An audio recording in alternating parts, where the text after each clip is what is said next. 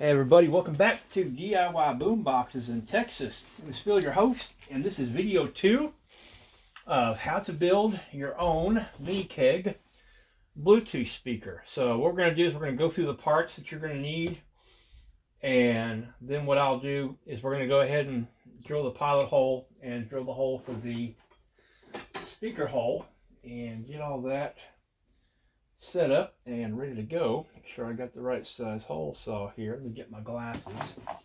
That's going to be the number one thing, is safety glasses. Now I've got some safety glasses here that have magnifying glasses in them. It helps me to see because my eyes are not that great.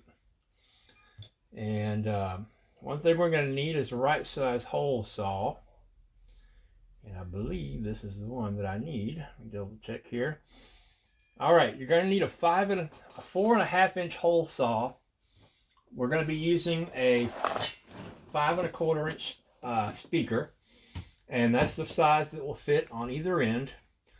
And we're going to be using this Deseki container, so that means the speakers are going to sit proud a little bit. If you're going to be using a blank one, you can turn it upside down, and the speaker will fit flush on the inside. And I'm going to show you just a second what that looks like.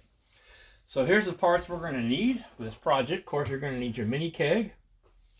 You're also going to need a handle if you want to put a handle on yours. I suggest it makes it a whole lot easier to carry. You're going to need 2 different size drill bits. You're going to need some 1/8 inch drill bits for your pilot holes and your holes for the handle. Actually, you're going to need 3 different size drill bits, but I'll show you all that in a minute. A 1/4 inch drill bit to go ahead and drill your pilot hole right here. And that's actually the first thing I did was, there's probably some beer left in here, so go ahead and do this outside. Pop the top off here and go ahead and drill you a 1/4 inch hole, because the hole saw has a 1/4 inch bit on it that's going to fit right inside like that. And go ahead and take care of that. We're also going to need, now I'm going to give everybody a list of these parts, and if you need links, just let me know. I'm going to have all these links on my Facebook page. If you don't have Facebook, give me an email and I'll send them to you. The other thing we're going to need is our 100 watt Damgoo amplifier, which is right here, and it's got the control knobs that we're going to have coming through. I'm going to show you how to hook all that up. Now, we're also going to use, now you don't have to add this, I like to have this. This is a USB ports with the voltage gauge right there in the front. It tells you how much voltage is in the battery, and you can also charge your phone off of it, and we'll need a certain size drill bit for that. I believe it's 1 1/8 hole saw, and it comes with its own wires. You're going to need 2 of these pigtails here. These are, I believe they're 5.1 OD and 2.3 or 2.1 ID. I'll get you all those numbers. One is going to be for the battery, one is going to be for the amplifier to power it. Now, to tie all the wires together, I like to use these lever nuts here. They're real easy to use. You go ahead and just open them up, put the wires in there that you want to join together, and cinch them down.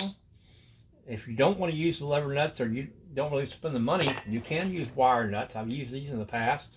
Work just as well, and they're very inexpensive. So if you want to go the wire nut route, you can do that. I quit using wire nuts because I've had in the past, they tend to come a little bit loose sometimes when the speaker's being moved around. So I switched over to the lever nuts. I just like them a lot better. We're going to need a female connector to plug in the power supply, the battery charger. And again, it's got the same dimensions as these here. And I'm going to give you all links to that one there. And the other thing we're going to need, of course, we got our speakers. 5.25 inch speaker. Now, I like to use kickers. You don't have to use kickers if you don't want to spend the money. I've used other low-cost speakers. I find the kickers sound the best. Get the best sound quality, decent bass, and they're not that expensive. I believe that they're $65 or $70 for the pair. So if you have an extra speaker, you can build 2 of them if you want. We're going to use a 6,000 milliamp lithium-ion battery. right here. And the cool thing is it just turn it on and off, works real well. And we also have our charger for the battery, and that's going to go right there. So also we're going to use some Velcro to Velcro the battery inside the side of the can there to keep it from flopping around. And I'll show you all that when we get to that step. And of course, here's where we're going to have it plugged in, and the battery will be on all the time inside. And we're going to use the on and off knob on the amplifier to turn everything on and off. So let me go ahead and put these parts aside. I usually, good rule of thumb here is get you a bucket, a little plastic tub, and go ahead and put all your parts inside. And we'll go ahead and put the drill bits to the side right now. I've actually got some extra that I'm going to be using. And we'll go ahead and throw everything in here for right now.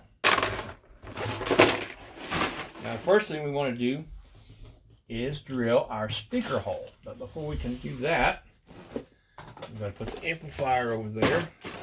We need to go ahead and get this ring off of here. Now if you're using one that you're going to be painting, and you want to turn it upside down, you can use this side right here and just lay out your hole and drill it. And I've seen some guys actually put lights down here as well. We're gonna keep it Disseki. This is what I'm making this for a customer, and this is what he wants.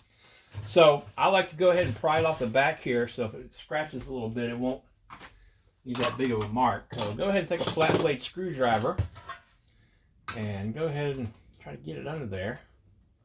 It's a little bit tricky, and just kind of pry it up a little bit. There we go, like that. And it takes a little bit of prying, but you can get it off. And it'll should pop right off, or close to it. We're almost there. Go ahead and move your screwdriver off a little bit like that. Almost there. These things are a little tricky. There it goes. And we popped it off. We'll go ahead and throw that away. Now, move the speakers out of the way. Now, you can do this one of two ways. I'm going to be using a 4.5-inch hole saw, which is going to go right in there and drill the hole.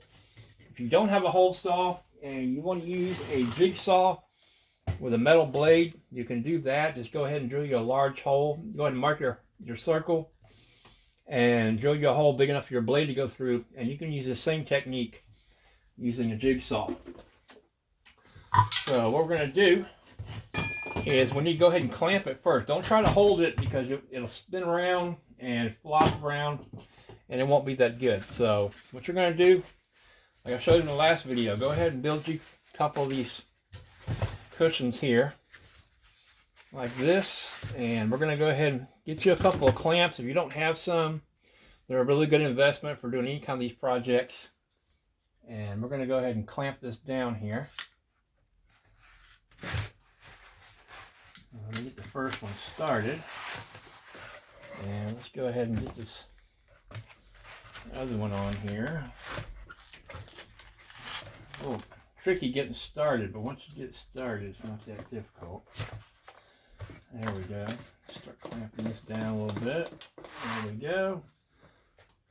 And tighten that one down. Now don't do it too much, just enough to get it snug. So you hear it starting to bend. Now it's nice and snug. And that's not going to move. It'll make it a whole lot easier for you to hold it. Now the other thing you want to do is get you a really good pair of earmuffs, soundproofing earmuffs, or make sure you can see that. Let me raise it up a little bit. Or get you some earplugs. You got to protect your hearing. This is very, very noisy, so I suggest go ahead and turn your volume down on your thing. Now this should cut really easy, because this steel is really, really thin. So let me go ahead and get this started.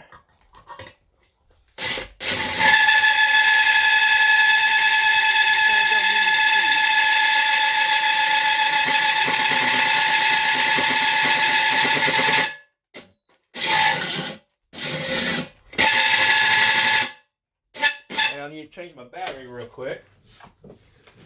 Oh, help you have a charged battery on your drill. I got several drills going and several batteries, so.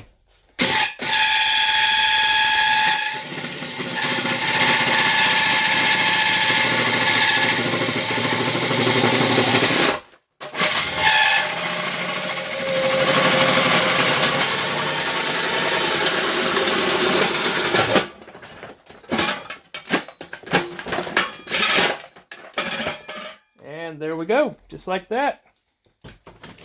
And be careful, that's really, really hot. You don't want to grab that with your fingers. So I'm going to go ahead and grab some pliers and drop that in my trash can. Go ahead and disconnect my drill here. Take off my ear protection. Now let's go ahead and unclamp this. And we'll go ahead and put the clamps away. And y'all can see it left a really nice clean hole. Now see, there's some debris in here. There's the pressurized thing, there's a straw in there. That still smells like a lot like beer. I'll go ahead and clean all my disc off here. So, all right, there's our nice clean hole, but it's full of beer. So what we're going to do is I'm going to go ahead and take this to the bathtub, or you can do it in the sink. Either way, probably do it in the kitchen sink. And squirt some dishwashing liquid in here, and go ahead and let it soak for about 10-15 minutes, and then wash it out really, really good, and then clean it out with some paper towels. Be very careful when you're drying the inside, because this edge is very sharp, and you could cut yourself on that edge.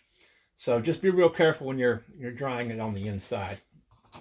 Or you can just let it sit for a few hours and let it air dry, however you want to do it. But anyway, that's video 2 of how to get started. The next video, what we're going to do is we're going to go ahead and drill all of our holes that we need, lay everything out, and after that we're going to line it with Dynomat. And the video after that, we're going to go ahead and actually start the assembly. And the last video, we're going to crank it up and see how it sounds. So anyway, thank y'all so much for watching, and we'll see you next time.